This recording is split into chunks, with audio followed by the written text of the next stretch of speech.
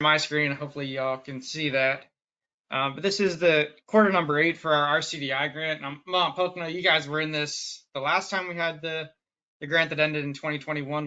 We're in year 2 of 3, entering year 3 of the next version of this. Similar concept where we do the GPS data collection and mapping. But with this one, we're able to give out a field worker license to the community at no cost for a year. I'll put this link in the chat, but we have this hub page that Adam works on where we're a little behind here, but we put the training Yeah. dates on and some videos of past trainings as well. So this recording will be available if you want to watch it again. Last quarter, we talked about the Experience Builder. That's the newer program on ArcGIS Online that's used to view maps. I'm going to bring that up quickly for demonstration purposes today. We've done past trainings on lead service line stuff, hydrant flushing, and other operations and maintenance activities that we can do with our GIS stuff. But today's topic is about field maps, and it worked out that John a couple weeks ago said, "Hey, we're looking. Can you guys do a field maps training course in Mount Pocono? I know you guys have a license. I'm not sure how active you are with it, but we can show some of the capabilities and stuff that you can do with it up there. I know Hazel Township and Andy's an expert at this stuff by now, using GPS receivers and using field maps. I'm not as familiar with what Van Buren did, but I know you guys are at least mapped out, hopefully using everything right now. But we wanted to show some of the basics of field maps, talk about some pricing just to keep it going for you guys, and then talk about some GPS options. We'll talk about some affordable options that would be good for systems like you guys have.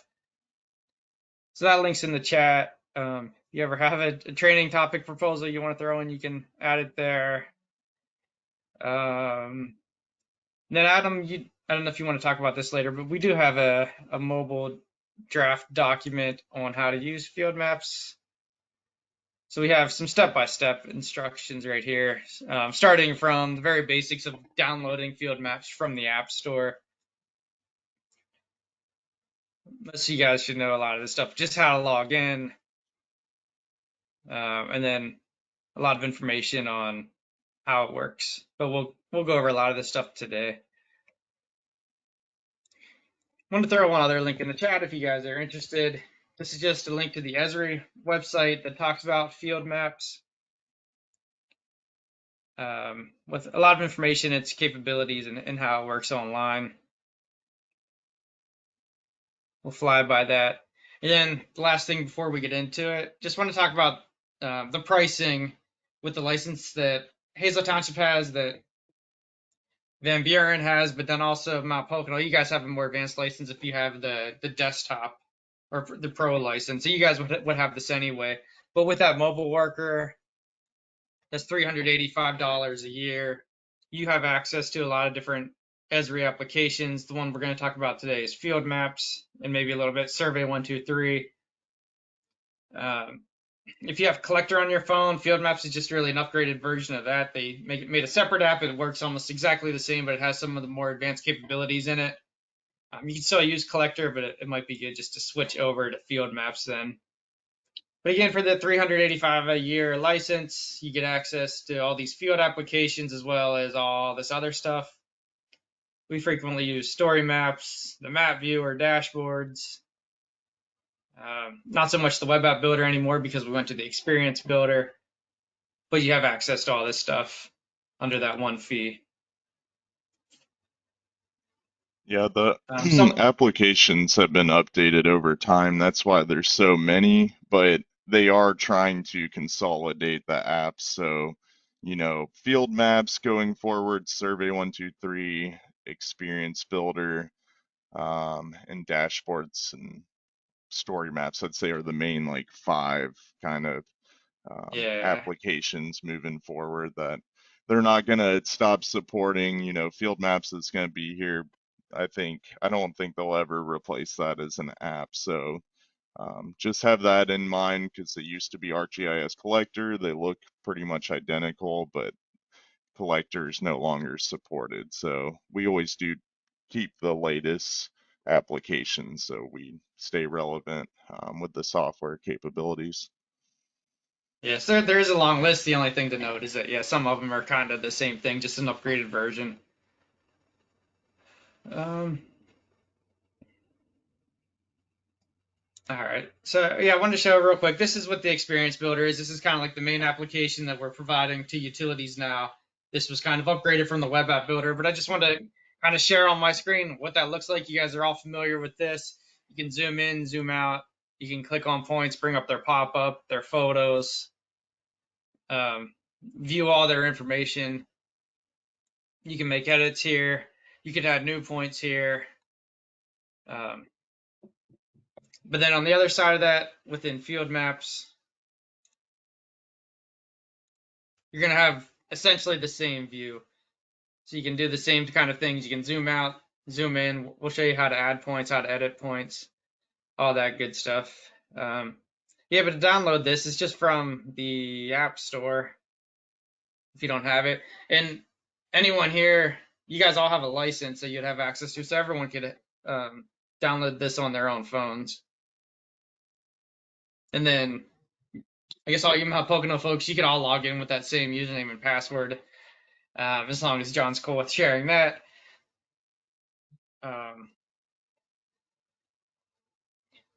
Yeah, what to look into. Bill says he can't make edits on his. What to make sure you're not set up as a viewer or you have the permissions for that. So we'll check that. I mean, maybe Adam or Brian could get in there right now and look, if you're going to be opening it later. But anyways, just ArcGIS field maps right here. From the main login screen, it's on Adam's note. We just say login with ArcGIS Online. You log into your system. And then you guys would probably only have one or two maps. I have a big list of them that you can open up then. So pretty simple. I want to show some of the basic settings here. So right now I'm just collecting with my phone. We're going to talk a little bit later about how you can link this up with the GPS unit. But right now I'm just using my phone for the accuracy. There's some basic settings here you can look at. I guess one of the main things is the photo upload size. I would at least do like large or extra large. You can do actual, it makes it pretty big. Extra large probably good enough. I think Adam's going to show you later how you can set up your GPS receiver, but that'll be through the location provider. Or if you're using integrated, that just means you're using your own phone's GPS for the data collection or for that accuracy. You can change units if anyone would prefer metric to US standard. You can switch it.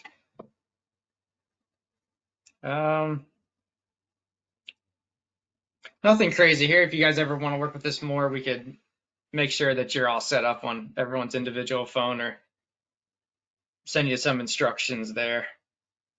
But anyway, you can work online and offline. We'll start with the offline map. This is the Catawissa map I just pulled up that we looked at the Experience Builder side of it. We have a very similar view here. You can zoom in, you can zoom out, you can pan around. You can click on points. So you could use this for a variety of purposes in the field, for data collection, for verifying things, for one calls. If you'd notice that you're out in the field and see something that's off, you can make corrections here. You can add new photos. Adam's going to show you how you can use Survey 123. That would be for like inspections, manhole inspections, or hydrant flushing, or lead service line work. Using the sister app, Survey 123, how we can link those together. But anyway, if I want to look at 138 2nd Street, I just clicked in that area, so it gives me a couple options. I can click there. It's going to pull up all my information about this point. So I have all my fields customized and in the order I want them. So I can kind of review all that information, and then I can pull up the photo if I need help finding it. And then what you also can do in here, if you need to make edits to this point or you want to delete it, we can hit this pencil down here to make the edits. And then I can change any of this information. All these fields are now editable. We have a lot of drop downs and things built in. for the different fields. Or if the house number is off, we can change that. I could take an additional photo. Everyone's pretty face here. Upload that. The last thing that's tricky here is that you can move the location of this point too. So if the point was actually in the backyard, I could manually move it. Or if I was connected to that GPS, I could move the point there as well. Then the last thing you would want to do, just to make that edit, is hit submit.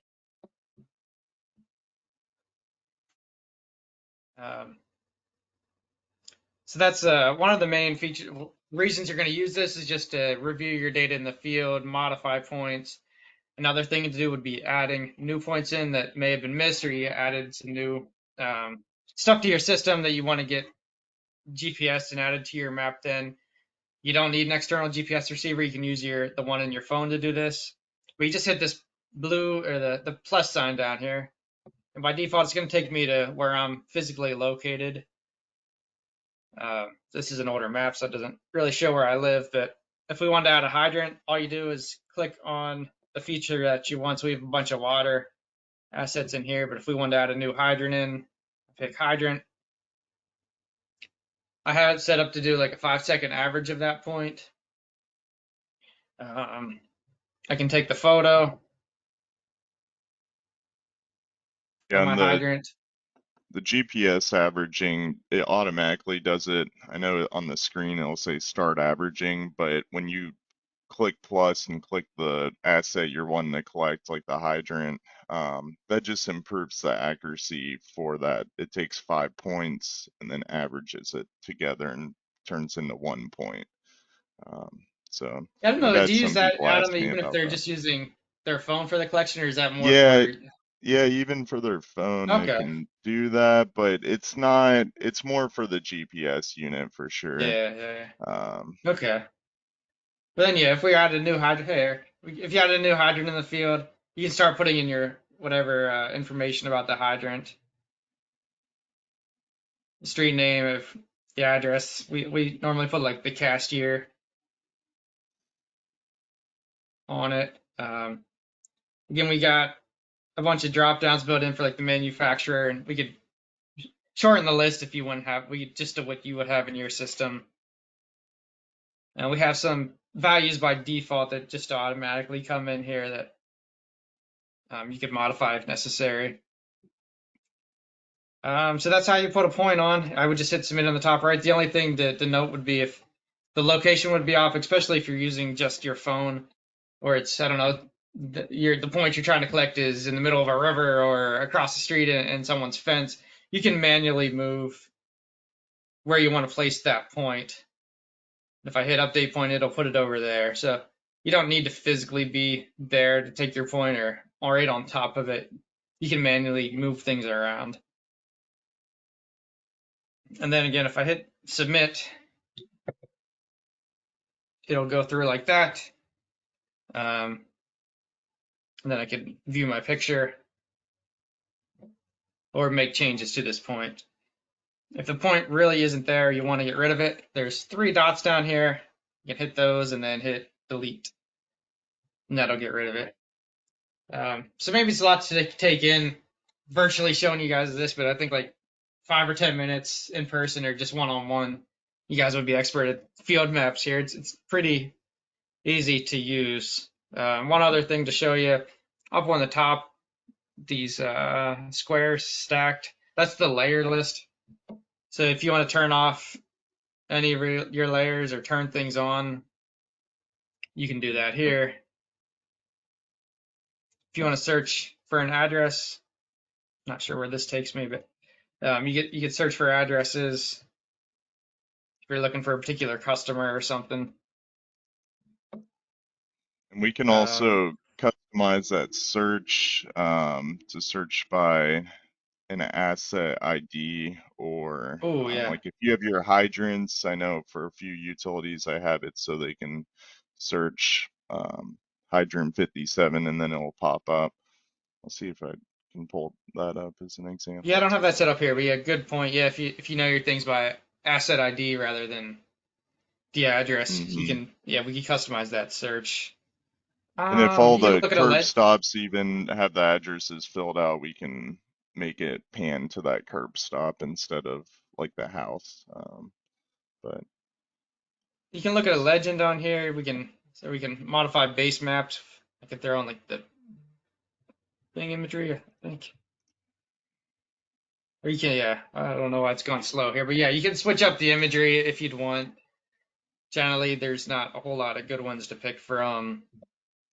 The one tool that's really nice is the measuring stick, um, which is nice. I think I find this more with wastewater systems. If we have distances like manhole to manhole, and we're trying to find one that's missing, I know we did this a lot in Hazel Township. Yeah, you can take your points and then see what that distance is. So we did this a lot in Hazel Township, trying to find some manholes that might have been a little bit covered up because they had some as builts with those distances, but yeah, harder to find. But this got us within like a foot or two of a bunch of different manholes up there. Um, Seth, would it yeah, be, it's kind of valuable, I feel like, if you kind of went over what it's like to collect line data, especially through the phone, or, yeah. best I guess I'm not a big. practices. Yeah, I'm not really a line data person. I can, yeah, if you want, I can We'll share have on my, out if you want to share that, Adam. I guess yeah. what I normally do. Yes. Whoops, sorry about that. Um, So with water systems mostly, like if they were out and they marked where that the water line was, they had a line locator. Sometimes they'll put a mark down of like where that line is. So I would physically take that point and then use those points where the known line location is to draw in my lines later. But yeah, you can add in lines here. We'll have Adam talk about it. I don't really use that, but I guess generally you'd take one point, walk the line, and it's taking readings along the way, and then you go to your next point. Yeah, And sorry, for everyone, the this is record, I Brian. don't do it either, but Okay. So we also have Brian here. He's a newer guy we have with us up in New Hampshire. He was the former GIS manager at Granite State Rural Water. He's not really doing too much, a little bit of GIS stuff now, but he's kind of a jack of all trades, doing a lot of work for us. But always good to have on our team. Um, Adam, do you want to take over and show some of the more advanced stuff with linking to Yeah, Survey sure. 123? If you want to show a line thing, Adam's going to show you how to connect to a GPS receiver. Yeah, And if my anyone has questions, don't be shy. one moment. Yeah, my I GPS have a unit is question. showing gray right now. Yeah, go ahead, Go ahead. Dan. Can you, for the, can you create your own label in there to actually tell you what it is? If we have something out like in our spray side, we don't have a label that says that it's a satellite station from the drop down Yeah, so list. Can you create so your we own? could help John with that. So like on these curb stops here, I just zoomed in. Like we have their labels turned on. Yeah, you can customize labels. Like you guys have the ability. You guys have a better license than this field worker, so you guys could do that yourself, or we could help John set that up. But yeah, you could set up the label to be like any of these fields here. So I combined a street number and street name. But yeah, anything here we could set up a label. And you can set up label properties, so the color, when they turn on, when they turn off, for any of your assets. So if it's asset Yeah. ID or addresses or what Okay. the point is, yeah, we can set up labels. All right. And that So can be instead for, of like a curb stop or a valve, you could go down there and create your own and select it as like a satellite station or a soil sensor. Yeah, exactly. Yeah, we could. hmm Yeah, you're gonna know maybe what the layer is by the symbol, but yeah, if you want to have something more detailed or specified with the label, you can set those up as well.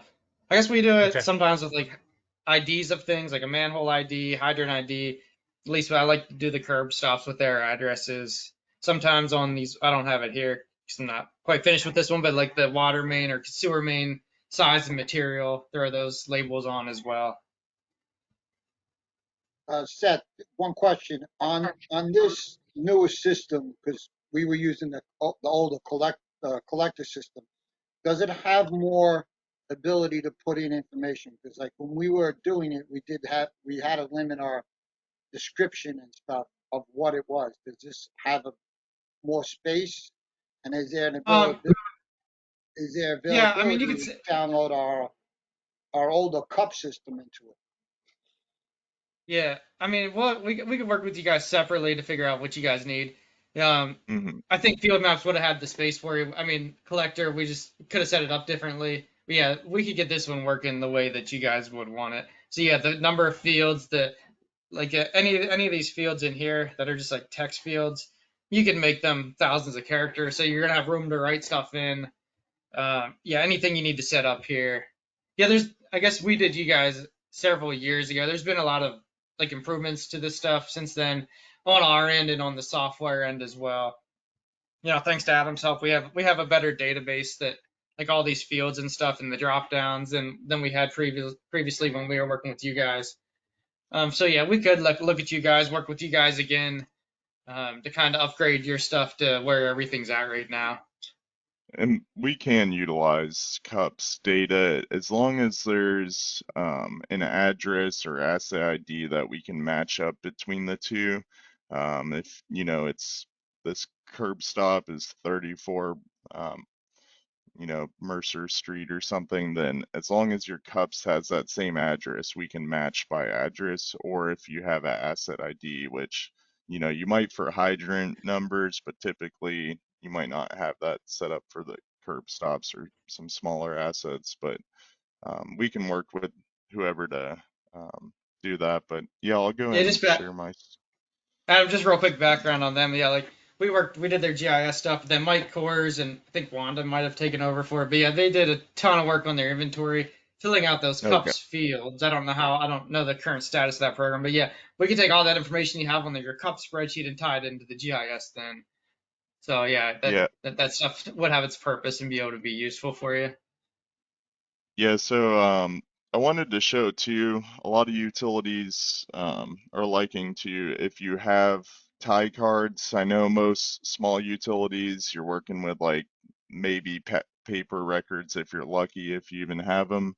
But if you do have even paper records, if you can scan them on your printer, digitize it, then you can upload it onto the GIS. Because really, your GIS is what you want your central nucleus program, like the CUPS data, tie cards, lead inventory. Like this is going to be, how to retain everything in one central location. So, like here, for example, we have, the actual photo, not the best photo because this one wasn't marked too well, but you can zoom in on the photos like with your fingers, and then here's the tie card. So, we use that when we're locating it. So it's 29 feet from the house, 22 feet from the pole.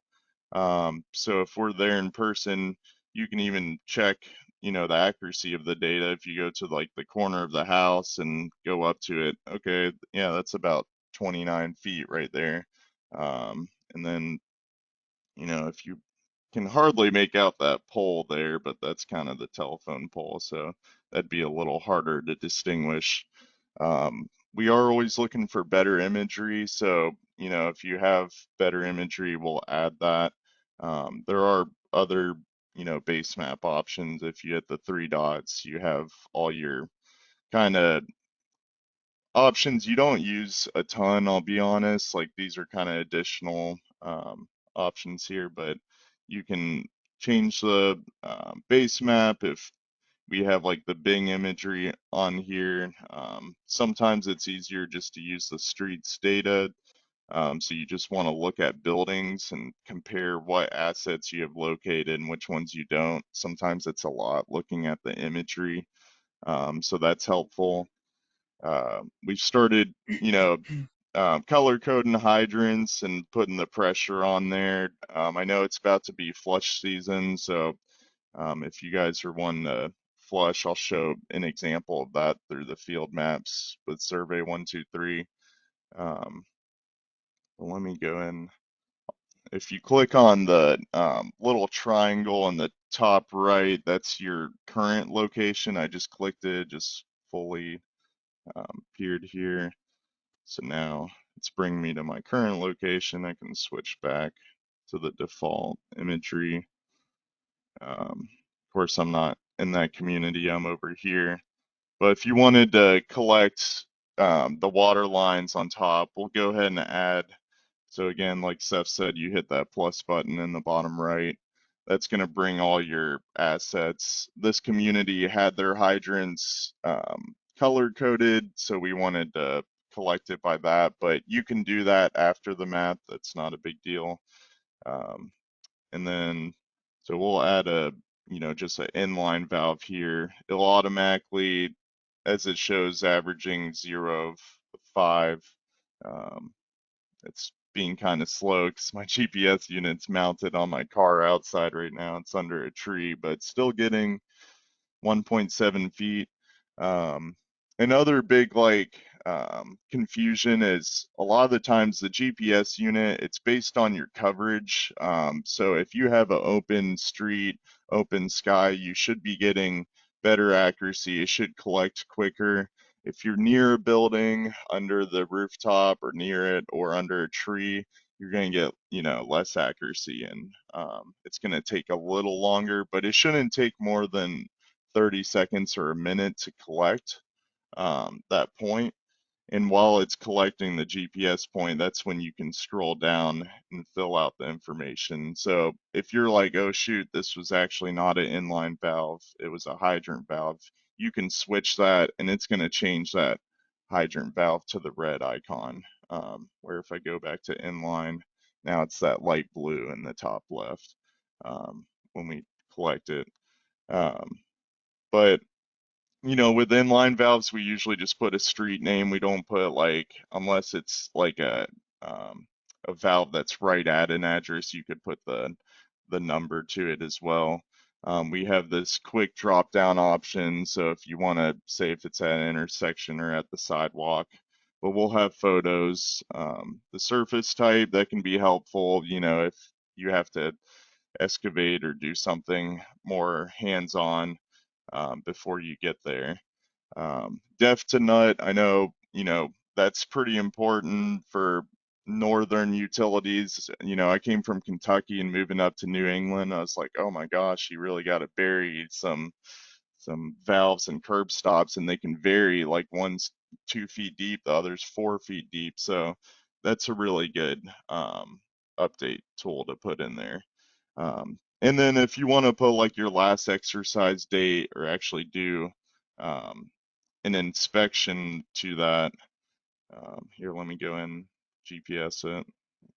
I'll go and submit it. It'll say in progress. It'll submit. Then you'll see the blue dot is our current location, so that'll always be on top of the asset you clicked. If you zoom in, you'll see it on there underneath. When I move away, my GPS unit's mounted outside, so I can't move it, but you would see that point. And then if you wanted to draw a water main line off of that, it'll automatically start where your GPS unit's at. So that's where you're standing. It might be at the same spot as, typically it's going to start at that inline. So you can hover over, and when it becomes orange, I like to think of it, there's a lot of hunters that are operators. If you like hunting, I kind of just think of orange, like find your target, see that orange on there, and then you update selected point. Now it's going to start from that inline valve. And like we said, we typically will draw these lines in the computer afterwards, but if you have a weird setup out in the field and you just want to go ahead and get that, you can. And you can add the point, to wherever you're standing with the GPS unit as a reference. That blue dot is going to be your big reference, and you can take a photo and, fill out the material. But the thing is too, typically this data, unless you're an operator of the system for 20 years and you really know, oh, this is 8-inch PVC pipe here, ductile iron, usually we have to look at as-built records at the computer anyways. But you can put the depth value in there as well. It'll automatically put that label. If you take 2 fingers, you can kind of circle around, like if you want to change, the direction of how you're viewing it. Probably getting people dizzy right now. So, and then of course there'd probably be another inline valve you could add on to the other side, but it's good to do sometimes, even with service lines. If you have a weird service line, you know where it goes into the house and you just GPS the curb stop, you could, walk that service line. And we split it up with utility owned versus private customer, and that's because of the lead inventory line. We really want to distinguish, where your all service line meets up to the customers. But yeah, same thing. It'll start collecting that point. You could drag in, connect it to the inline. It'd probably be a curb stop near it. You hit that add point. So yeah, there's that. I'll show a little more fancy functionality as well. Just kind of wanted to hit some of the basics because I know, try not to overwhelm you all. You have enough job responsibilities as it is, and adding GIS to it, but it is very useful once you get the hang of it. Um, Underneath Hey, that Adam. triangle, yeah, go ahead. Oh, sorry. Before I forget, I should have showed, but can you just point out where it says the GPS accuracy?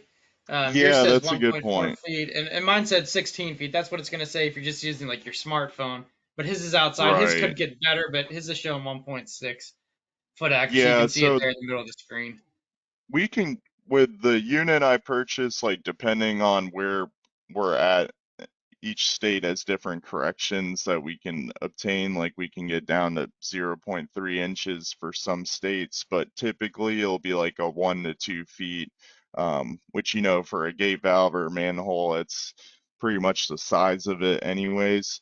But to know that there's an outer circle here. So if you see the outer circle, that 2 foot radius is essentially, if I GPS collect this point, it could be 2 feet off in any direction. So always consider that too. So it's not going to be perfect. Obviously, if you have 8 inches, 5 inches, it's going to be only 5 inches in any direction. So that's a good estimation.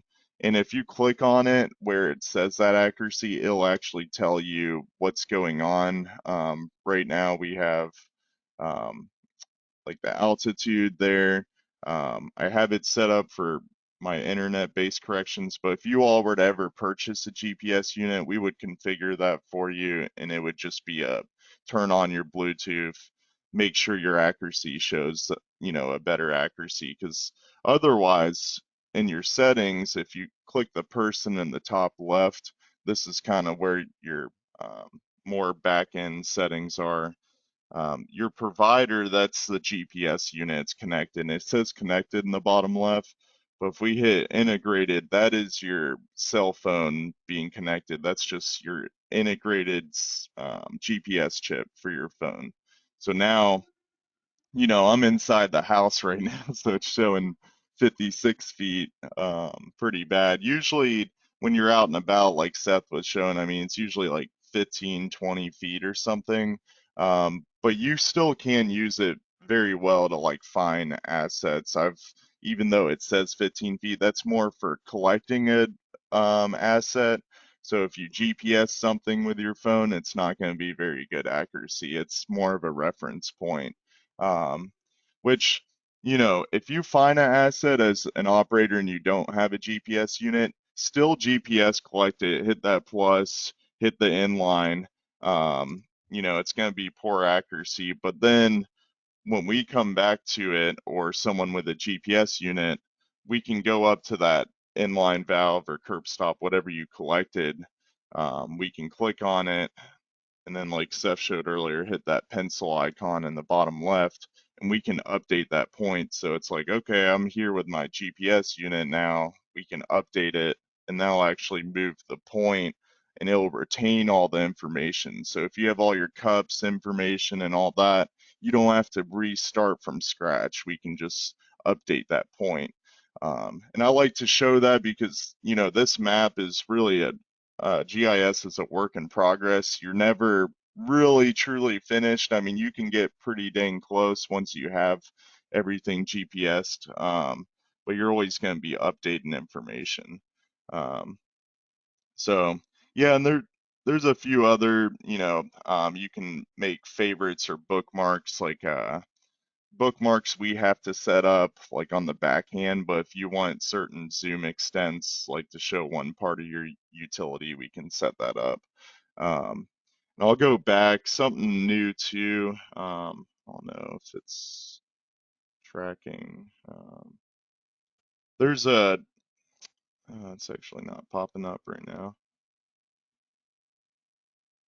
Never mind. There's a new functionality called tracking. I must disabled it or something, but you can track your steps with the map, and it'll actually like draw a line based on everywhere you went during that day. Most operators don't care to use that being tracked and whatnot, but if you're doing water leak detection or you're doing a meter route where you still have to read by touch readers or manual reads, it can be helpful to kind of see like, oh man, we walked this amount today. Like, how can we restructure this meter route? So maybe in the next training we can show tracking, maybe add that to the agenda. But I'm gonna just show one more kind of higher end functionality with this. I know a lot of you are probably thinking about the lead inventory with that coming up, next October's kind of requirement for I'll put in Rollinsford's here. I have a lot of maps on here, sorry, okay, so if I click on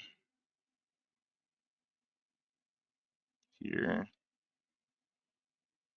so this is the lead inventory map. So you can have multiple maps on your GIS. Right now, this one just has the service line indicators. So what we did was for every house with a parcel property, we were able to create a point from within every parcel, and this is the good starting point for this. But the nice functionality is when you click on one of these points, oh, probably accidentally clicked on the parcel.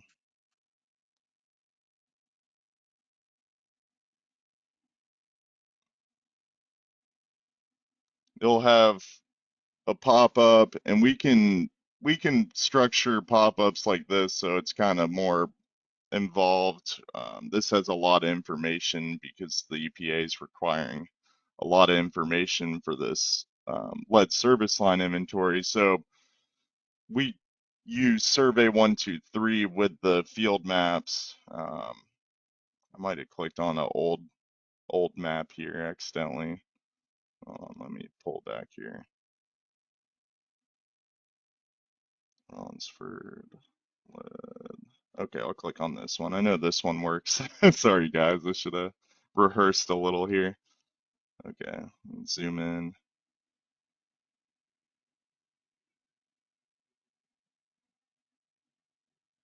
Wow, really getting a lot of.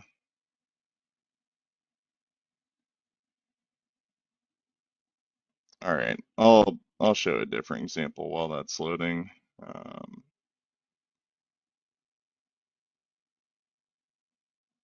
Series for.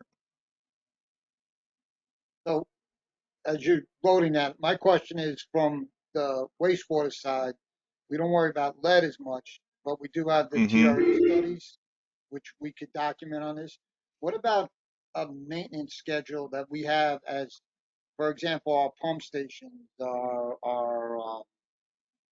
and then we have a whole spray irrigation thing.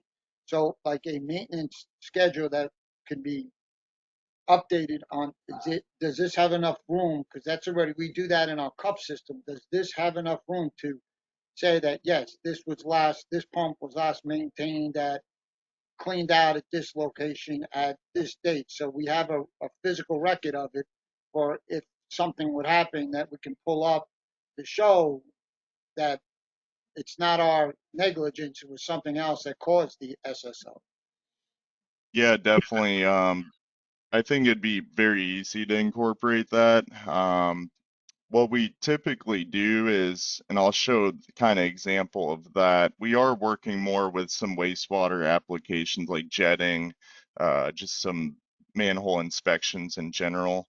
But yeah, that would be another big one is just having, we could set up something where every couple of weeks it, wants you to inspect that on it, or you can go in whenever you want and add a record every time you inspect that. So we'll show that. There's definitely room for that. There's usually always room. It's just for us to customize that for you, Rich. But we can definitely get that working. Um, but yeah, this is most of the assets we're working with now. Oh geez, it's embarrassing here. Let's see. I might just have to log in the utility. So we'll create a lot of maps and troubleshoot, and then we only give you guys the working maps. So right now I'm kind of unsure. I have like V5 on this one. I thought that was the final one. Um,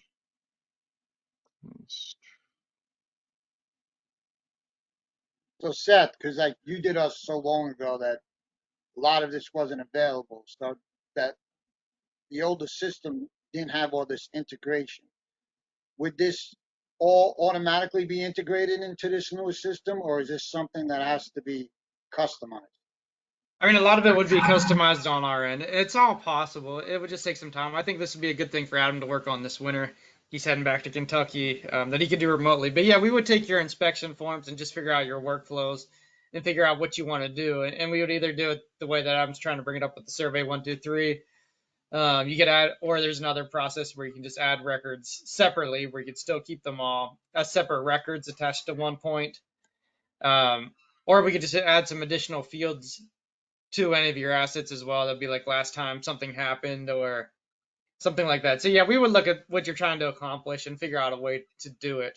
I think we had looked at this previously a couple of years ago, but it was just a little overwhelming because there was so much stuff that you could potentially want done. But I think we could kind of prioritize what you guys are looking to do or what your biggest workflows are and start small and then build on that with some of the stuff that you're looking to get out of this then. But yeah, anything that you're doing, keeping on a paper record, an Excel sheet, you should be able to link it all on here then. But yeah, it's just a matter mm, of customizing everything. We have the capabilities, it just takes time and some Because finagling like that. when we did it, Seth, years ago with InTouch and Michael and all them, capability wasn't there. So we never integrated into one system. So we have it under 4 or 5 different ways we maintain it. We maintain it with the cups. We maintain it with a Excel. We maintain it with a paper record. And and then you guys came back and did our spray side, which is another whole huge incident where we have records for that. So all of this, just so I understand, can be integrated into this one newest system. Yeah, anything is possible, Richie. I mean, it's just about the time and effort it would take. Are you guys using an asset management program? I know you guys had looked around with your engineer and some other things there. I didn't know if you had anything integrated with that right now, or No, what were you guys? we ended up just staying, Dan, this is correct, you can correct me if I'm wrong. We ended up just basically staying with the cups and Okay. utilizing like an Excel sheet because nobody ever came back with a total working system because it was still being coming up with because it didn't exist. Like Yeah. you guys looked into trying to find something similar to this, but it didn't exist out there. It wasn't, Yeah. it wasn't out there at the time. So we yeah, I just think Yeah. my basically integrated our own little paperwork system, our own little into the cups because the cups was no longer going to be, backed up, but we still have it on our computers. The collection system, which we did, was the older collection system, which you guys did get the maps, but you downloaded all the maps onto, you know, computer, you scanned it all in, and then we just scanned it into our computers, but it never was completely integrated into one system. So if that's the possibility now in the system is the question. Yeah, I think we should all connect up. I think we'll put you in touch with Adam. He's like kind of the man with doing all this stuff with the inspections and all that. He is going to show you a better example here Yeah, of at least my for manhole inspections. But you could do O&M the same way. If there's something you got to do every day or every week or month, we could set you up with something like that here too. Yeah, my phone, I think with this sharing screen, it's not loading up everything, so I'm just pulling it up. Again, field maps, it's showing the same map that's on your computer, just in a mobile version. So here, like, you have the manhole inspection button. It would be the same thing on the field maps, and if I can get it to work, I can show that after the same way. But Go um, ahead, Adam. You can.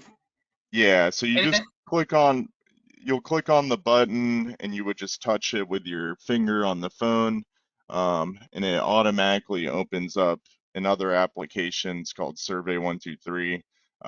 It's what a lot of big utilities use for their workflow, because, you know, as a manhole, you can have a lot of different conditions based on the day. So you can put the measured invert depth, that's probably going to stay the same if you already have that value. But based on that date of inspection, you can fill out information, and we have like groups based on this. So for something rich that you're just trying to like, you know, put a few notes and have a few options on here, we can definitely create that for you. It's not a too hard to configure. This is a little more in depth, like, and then if there's problems, maintenance, we can fill that out here. Any comments? Um, and then we have kind of a jetting option as well. We haven't added on here, I don't think. But all of the GIS features can link up with Excel spreadsheets. Everything that's created can be exported in Excel. So all this data is also created on the back end through a spreadsheet that we can customize. So like on here, we have, this is essentially our GIS fields. And you wouldn't have to look at all this. This is just on the back end, but when you export it, you could easily put in a spreadsheet, or we could have a dashboard and then Adam, for how that. how do they look at like previous records here? If you submit this one for Wednesday the 27th, how do they look at 2 weeks ago? What they Yeah, submitted so there? it's like for like that manhole, let me click on that. Actually, on the field maps, it's set up on here. Let me check.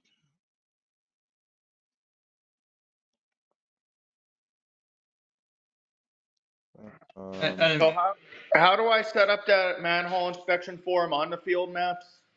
that's something well to do, Andy. We could, if you guys are looking to do that, we could add it on there. yeah, and we can Yeah, because customize it. we're going to be having some camera work done next week where I'd Oh, be great. having Yeah. to fill out manhole inspection forms. But is there a way you could link one, just a basic copy, onto our map for us? Yeah, could you send us your manhole inspection form? Yeah. Okay, yeah, then we could get it, whatever form you guys are using, we could customize it exactly, I think, for whatever you want to do. So you don't have extra stuff in there. Okay. Yeah, I just had to add that for Okay. And this. Seth, do I have to download that Survey 123 app and able to be able to link that over under the field maps? Yeah, you would need to Yeah, download it. I don't it's the think you have same it. I don't. login. Yeah, yeah, Yeah. yeah, same thing. And the thing is too, Andrew, if you download that app, it'll automatically open up. So you're still only using field maps as your main app. This is just kind of on the back end. Like when you click on that, it'll open up that app within your phone. So it's smart enough to, do that. We have it coded. But anyways, as Seth was showing, if we did an inspection, let me click on that other one. Leave over here. There would, if you do a record, then they can show below. Trying to think where I have an example of another system I set that up with. And you can see the multiple records. So if you inspect it 5 times, there would be 5 inspections here. Is that even So with the survey 123, or is that just related records down yeah, there? with the survey 123 too. Oh, okay. Because the survey 123, we can link to the asset itself or the inspections for the asset. I like to do for the inspections, that way some data that's never going to change, like this is asphalt, it's a solid cover, the depth, like that shouldn't change too much. But then if you inspect it and you're experiencing worse conditions, then it can be saved as an inspection. Um, but yeah, it'll be good to just get with you guys one-on-one, like, and see what your needs are. Just like you're saying, if you're doing some manhole inspection CCTV, we can even, if they have those videos, what I've done with another utility is you can save the video onto a private YouTube page. So only people with that link can access it. And then we can put the link on the manhole here. So then you could just click on it and it would bring you to that video. So that's a good functionality if they're doing videos. If they're just doing photos, like that's even easier. But yeah, so. All right, thank you. Mm-hmm. Yeah, I'll reach out to you then, Yep. Andy. I need to catch up with you anyway, but maybe I can And of even get out there course, next week with you.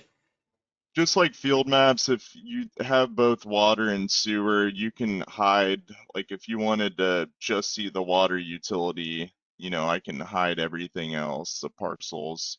Um, and they wanted their curb stops um, symbolized a different way, so we can do that for your assets too, like these light blue curb stops are ones that have the tie card uploaded. Um, Along with the photo where like the yellow curb stops, um, what is it, GPS located versus, yeah, I guess they just didn't update that one.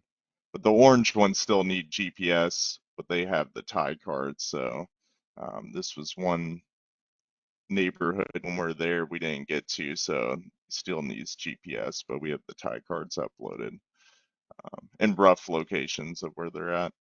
But yeah, so there's a lot of variants we can set up, and where you guys want, the table set up, this is how we configure everything. If you want certain fields showing, or you want an additional field to put different information, or you want us to take away stuff, we can remove it as well. So um, yeah, I think this winter we'll have a lot more time. I think really after this next month or so, middle November and stuff, we're going to really start hammering down on some of the operations and maintenance, because that is what makes it relevant to you all as operators. If you can start upkeeping data and keeping it relevant.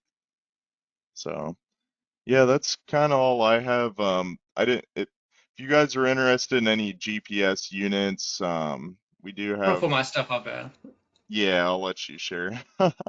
Yeah. So yeah, we talk about all this stuff right now, just using well a little bit with the GPS, but everyone at least should have hopefully has a smartphone. If you want to get better accuracy, you're gonna need a GPS receiver for that.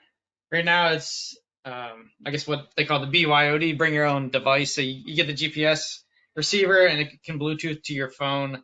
So your phone is your main unit, but then you have the GPS coming in to get better accuracy. See, you can have an iPhone, Android, generally any of the big phone manufacturers work with these GPS units. I want to show this one first. This is pretty intriguing to us. I haven't used it yet. I've heard good things, but it's called the Trimble Catalyst. It's just this little thing here. I guess it's just the end of it. I think I have a better, yeah, there's a better picture of it, but it's just the top part there. The nice thing is it's $400 with all the attachments with the pole and all that. I think it's closer to 800. But what this is, I think it's a pretty new way they're doing things. But you can purchase the accuracy or really the GPS receiving on a subscription basis.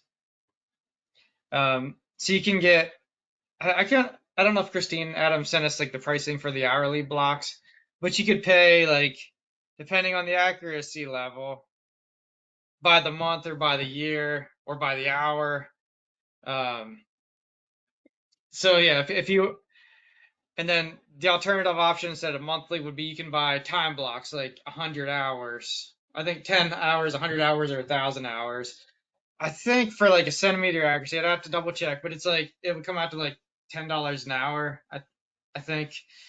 I don't know if that sounds right, Adam, but I think it was like $100 for 10 hours of centimeter accuracy. So if you need to go GPS something or you need that accuracy, you can turn that on and start using like that time block. I think there's like an hour minimum you got to use at a time. But I think a lot of you guys, like if you already have that initial data collection done, you don't need a whole lot of other collecting done. So maybe those time blocks would work best for you guys. And then you can pick the accuracy level that you need. A lot of the work that we've done so far has been like sub-foot level with another GPS unit I'll show. But I think like this is good for our staff. Like we have people all over, and some people may only GPS in the summer months or maybe do 2 projects a year. So instead of us like shipping units around or driving them around, if everyone had one of these things, you just turn it on when you need it, turn it off when you don't. So like Mount Pocono, like all you guys could have one of these, but and you could all share like that same subscription. You could all tap into like those hourly blocks. Then I think if you're using like the monthly subscription, you can only do like turn one on at a time or something. If you want more information on any of these, let us know. We can talk through them. But we don't have any of these yet. I think Adam's going to get one to demo soon. Yeah. But yeah, I think it's pretty cool. Like a smaller system where you might only need 20 hours of data collection or something. You could get it at that centimeter level accuracy, and then it's not a big investment up front for you guys. But I don't know if you guys were going to use these like every single day, 300 days a year, and you want that centimeter level accuracy, it might be worth just buying a better unit than I guess you could try to figure out the math rather than like an ongoing monthly subscription. But yeah, this is Trimble Catalyst. I'll throw this in the chat.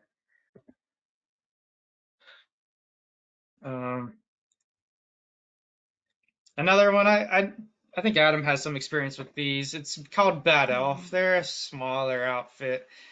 I don't know if Brian used these or not either.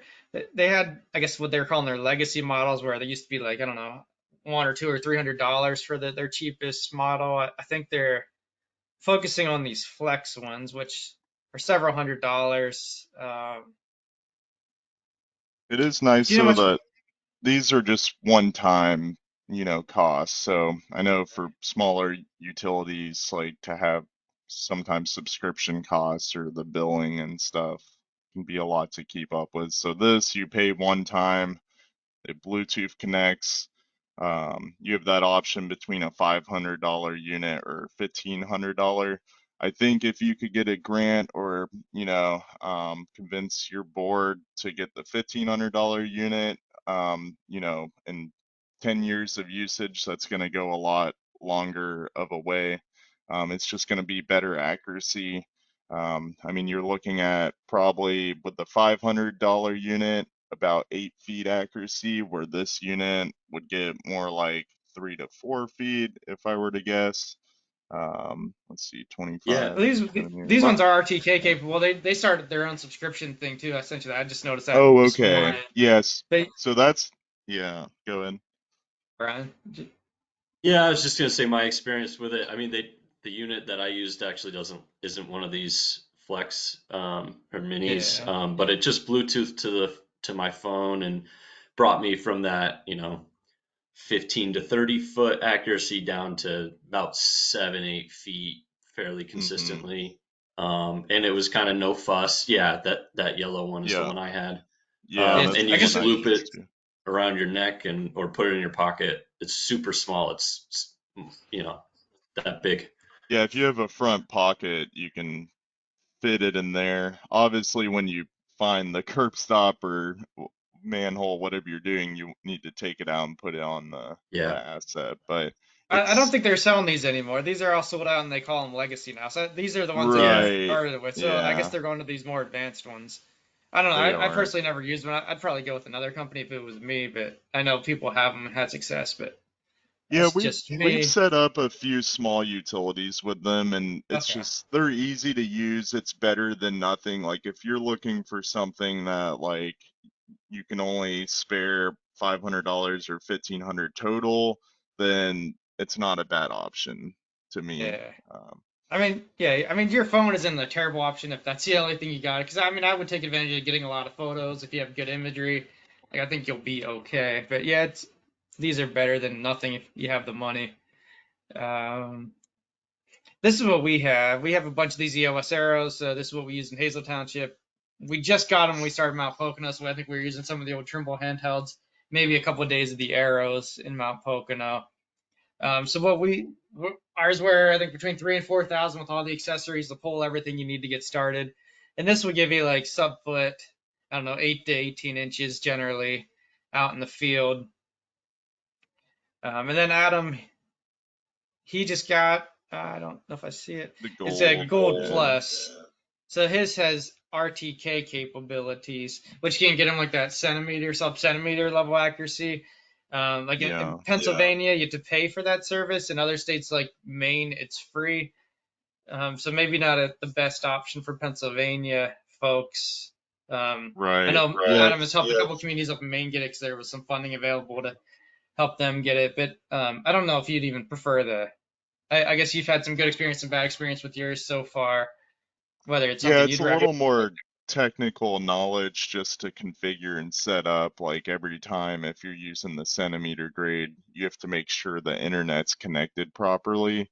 Um, but I think most of the systems here would be fine on an Aero 100.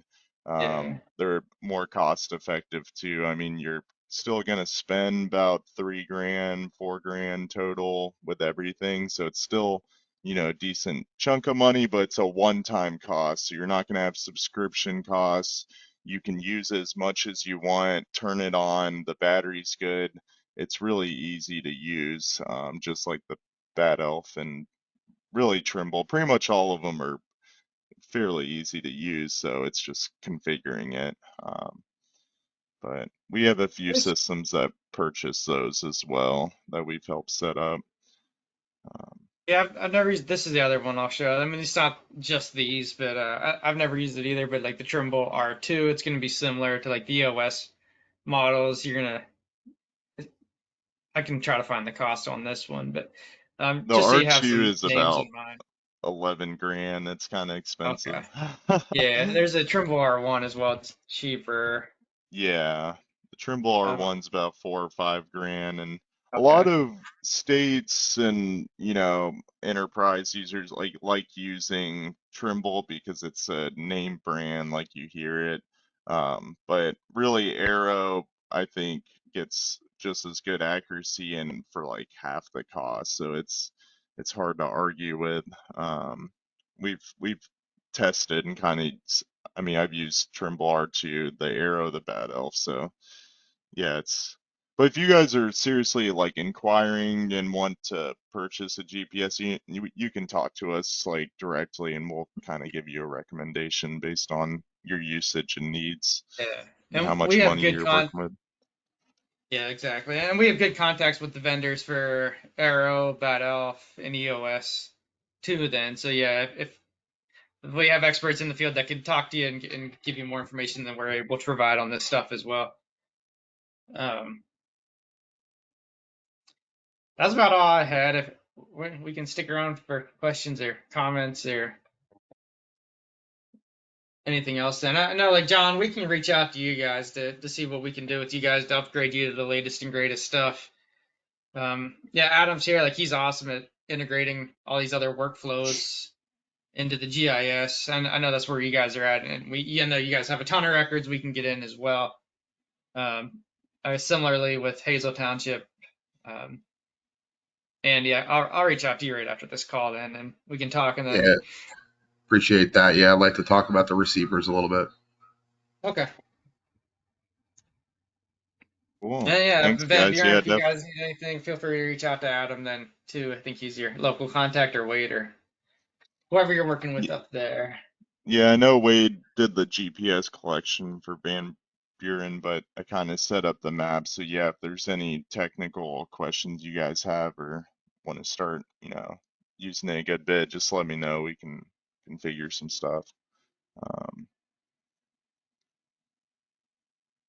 I think we're looking at a lot of, for the main communities this winter, I'm going to be working on getting the updated imagery. I'm not sure if Van Buren was part of that. I think they are. I hope so. I know you're right across Canada. So, but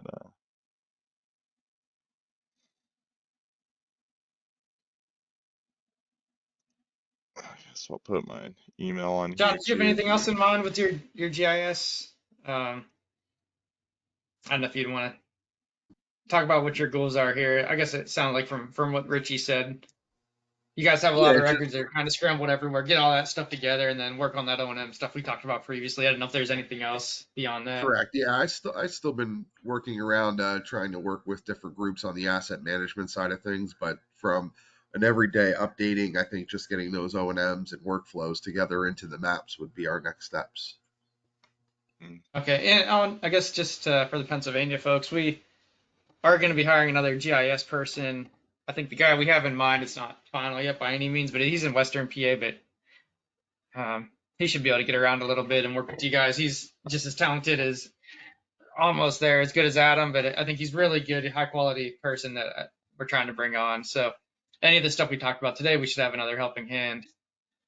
I'm not sure if we'll be able to use Brian too much, but he's there as well if we need him. Yeah.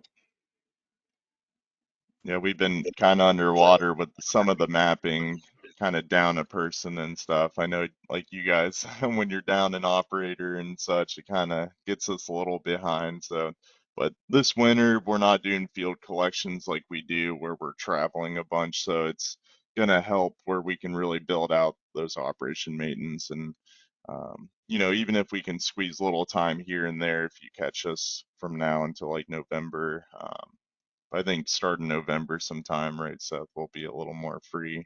Yeah. Um, You guys can reach out anytime if you ever want to talk yeah, or talk about this stuff or especially if you whatever. have a project or a construction, something going on, or that CCTV, like, yeah, just reach out and see, like, that way if the engineer knows, oh, you guys have a mapping software, like this might be good data or knowledge to retain, to put on this. So.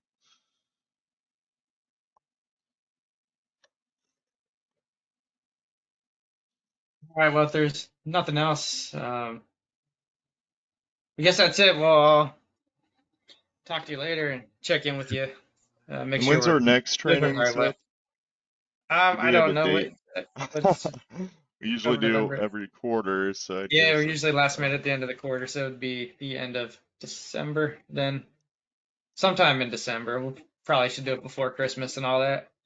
So yeah, yeah, if there's yeah. anything like more specific you'd want us to talk about, let us know. We've covered a lot of things so far, but yeah, if there's anything in particular, we can try to hit on it then.